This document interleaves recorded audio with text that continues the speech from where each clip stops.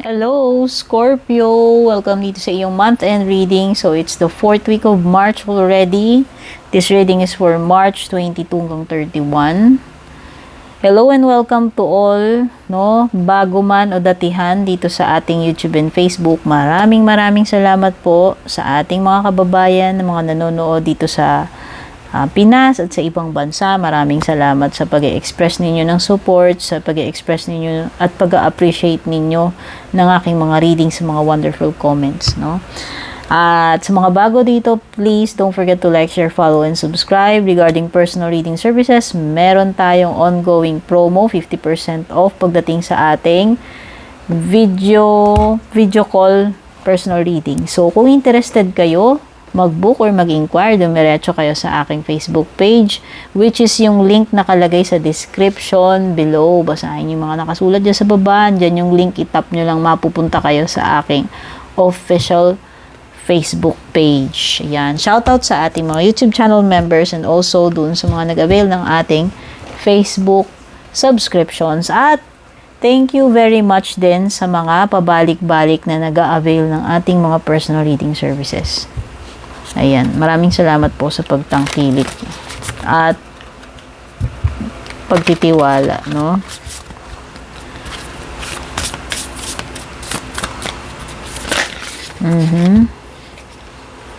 The answers you need ay paparating na, Scorpio. Huwag ka nang mag-alinlangan, huwag ka nang maratel, ma-stress, mag-worry. Andyan na yung mga kasagutan, paparating na sa'yo, no? At least magbibigyan na ng kasagutan yung mga tanong sa isip mo. Kung naghihintay ka ng kumpirmasyon, ayan na yun. Ng signs, yan na yun. Paparating na. So, meron ding Gemini energy, no? Ayan, Gemini.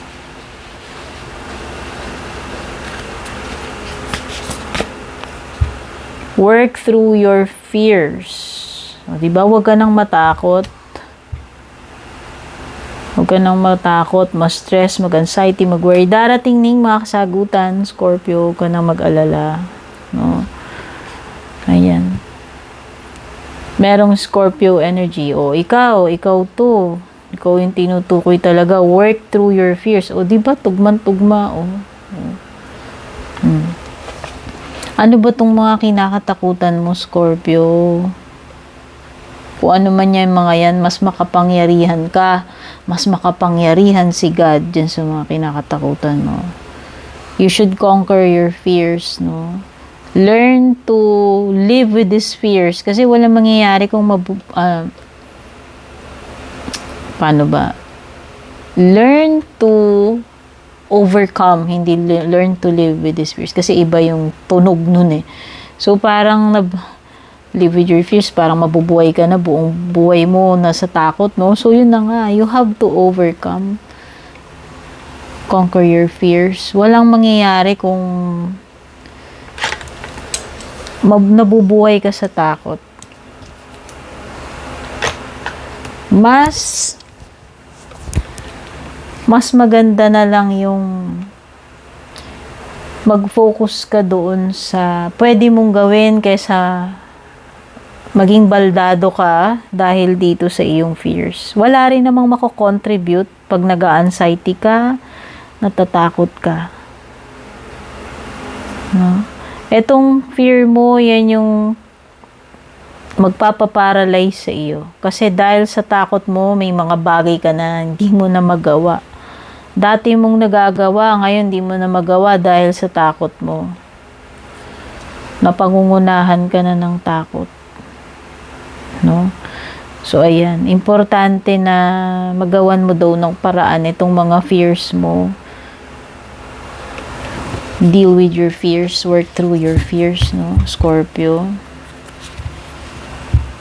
Kumbaga, kinakain ka na ng buhay na itong takot mo. Alam mo ba, pag nai-spoil yung buhay mo, nai-spoil yung magagandang, instead na nagiging happy ka, nagiging takot ka. Instead na nagagawa mo to, hindi mo na nagagawa. May mga napapabayaan ka na dahil doon sa fear mo. kinain ka na ano ka na, nakulong ka na doon, natrap ka na, nabaldado ka na, napilay ka na dahil doon sa fears mo. Hindi ka na makakilos. No?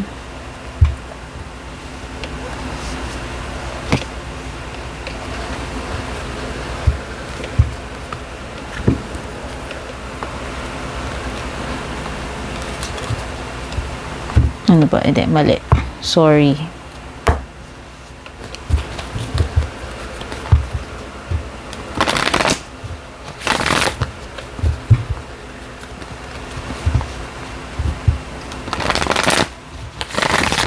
Instead na magkaroon ka ng happy life or experiences, meaningful experiences, walang mangyayari kasi nandun ka na lang sa takot mo eh.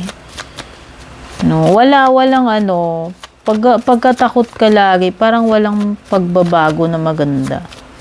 Imposible. Kaya nga sabi ko, pwedeng matatrap ka na, mapipilay ka na malulumpo ka dahil doon sa fears mo. Yun yung naglilimit sa iyo. Di ba? Walang ano eh. Walang accomplishment, walang completion. Pwedeng iba natatakot kayo dito. Parang hindi kayo ready na pumasok ng panibagong chapter ng buhay nyo, panibagong job man ito, panibagong relationship. Meron dito, ano, instead na may accomplishment, wala. No, nasta ka na doon sa the world. Hindi ka na nakalipat ng chapter. Kumbaga parang lumipas na yung taon pero ikaw, natrap ka na doon sa year 2020. Kumbaga, hindi ka na naka-move on. Hindi ka na umunlad na ano ka na lang, naiwan ka na lang doon dahil doon sa takot mo. No? Ayan. So, instead na nakagraduate ka na dito sa chapter 21, doon ka pa rin.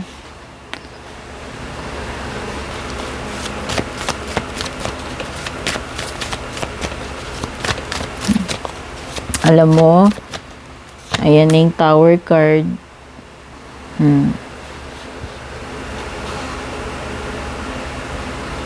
Sa ayaw at sa gusto mo, mahihit ka nitong tower card. You will soon come to a realization na walang mangyayari or napakaraming oras at taon or panahon ang sinayang mo sa period ng pagiging takot.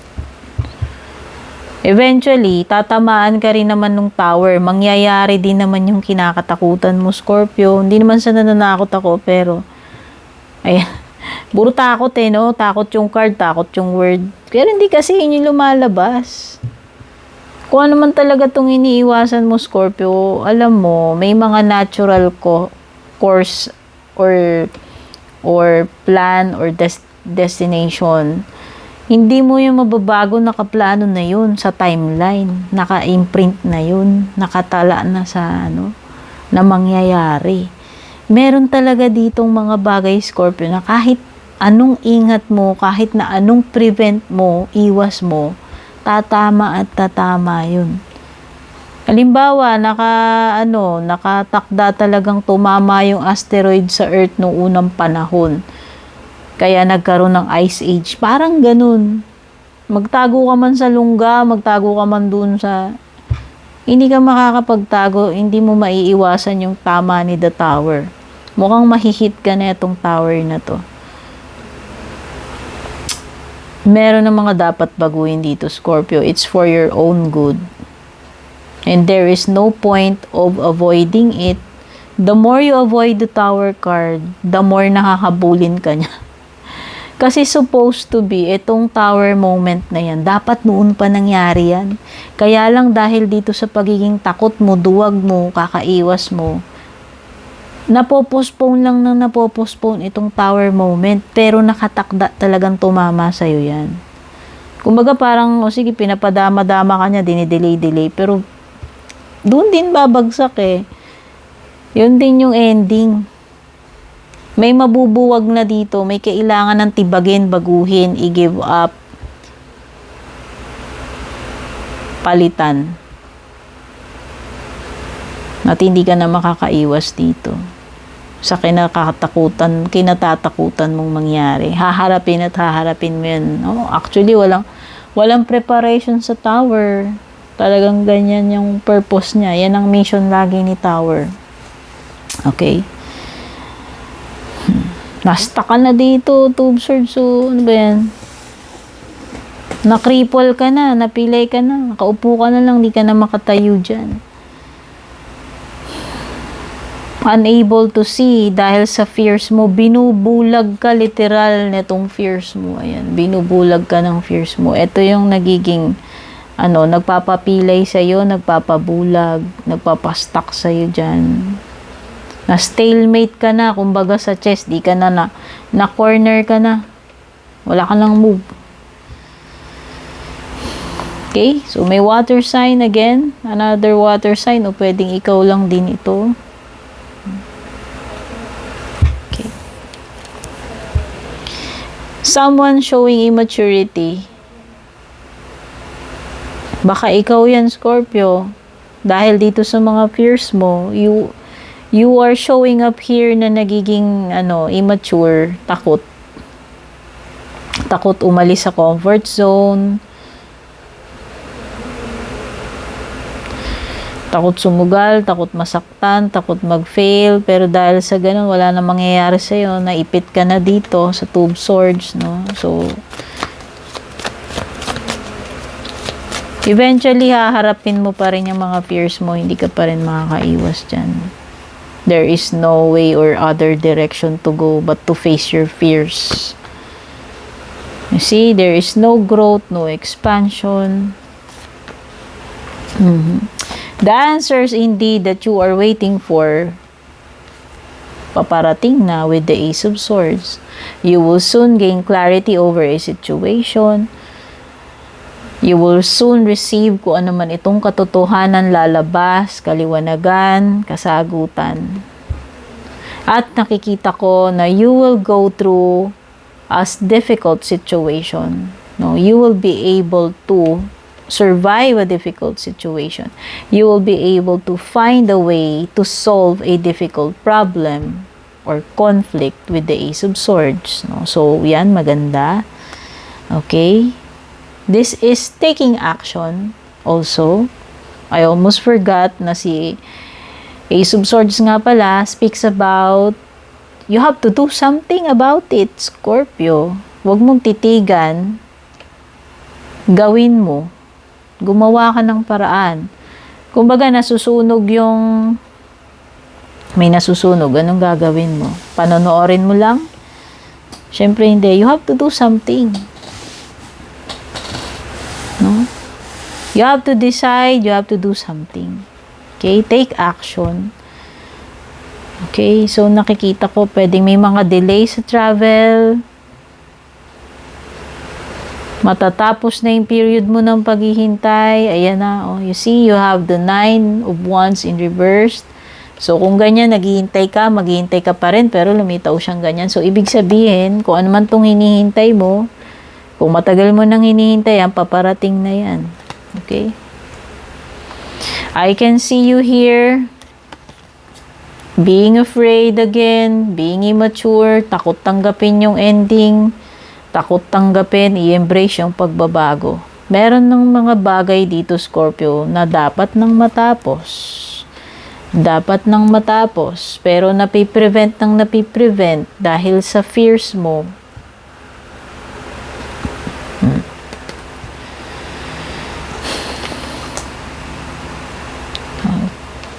Kailangan na mag-end ito.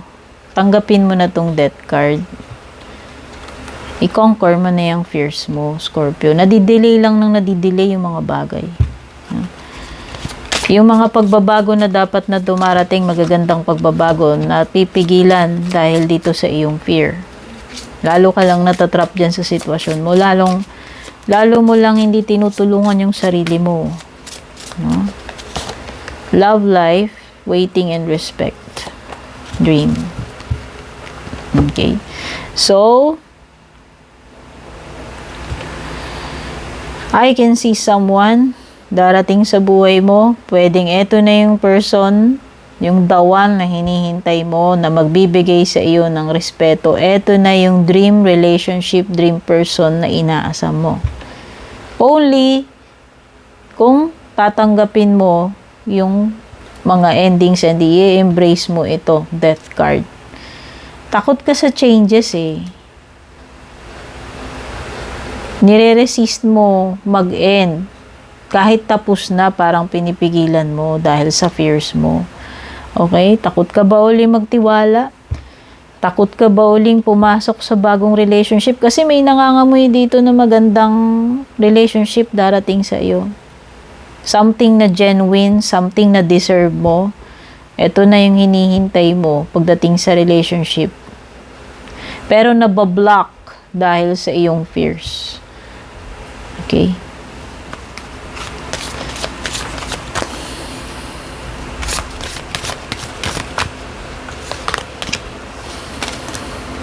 Wisdom and precious time. So, don't waste your time.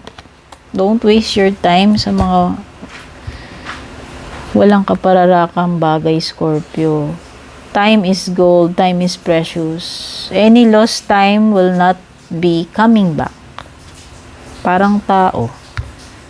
Once na namatay na, hindi na babalik. Time, ganun din. Kaya kung ano man yung time na meron, use it wisely. Gamitin sa happiness. Do not dwell on fears. Do not dwell on negativities. Ayan. Time is precious to be wasted sa mga bagay na hindi maganda. Okay? Do not waste your time and also wag mo ring sayangin yung oras ng iba. No? Respect other people's time also. Wisdom. Okay, so this wisdom is something na na-gained mo throughout the lifetime. Hindi ito natututunan sa libro. Wisdom is something na natutunan mo based doon sa mga naranasan mo sa buhay, Scorpio. So, eto yun. Yung mga naipong wisdom mula nung pinanganak ka hanggang ngayon. So, ito yung mga lifelong lessons, no? Na na-pick up natin throughout sa buhay natin. So, may mga, indeed, ikaw ay mas wise na ngayon, ang ibig sabihin. Marami ka nang napagdaanan sa buhay, marami ka nang leksyon na natutunan sa buhay na who made you who you are today. No, celebrate mo itong mga pinagdaanan mo. Celebrate na na-survive mo yan. Celebrate and appreciate na marami ka nang natutunan. Mas wise ka na ngayon. Transformation, ito na yon. Nire-resist mong transformation.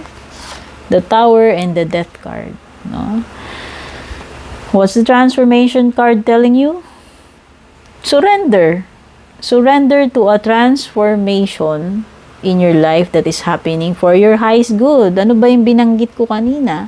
These are for your own good. Itong Tower and Death card na ayaw mong tanggapin, nire-reject mo yung pagbabago. Nire-reject mo yung ending. Nire-reject mo yung mga panibagong chapter na dumarating. So, i-release mo na, i-surrender mo na. Mag-surrender ka na dito sa pagbabago. I-embrace mo na to kasi walang mangyayari sa'yo. Take care and God bless, Scorpio.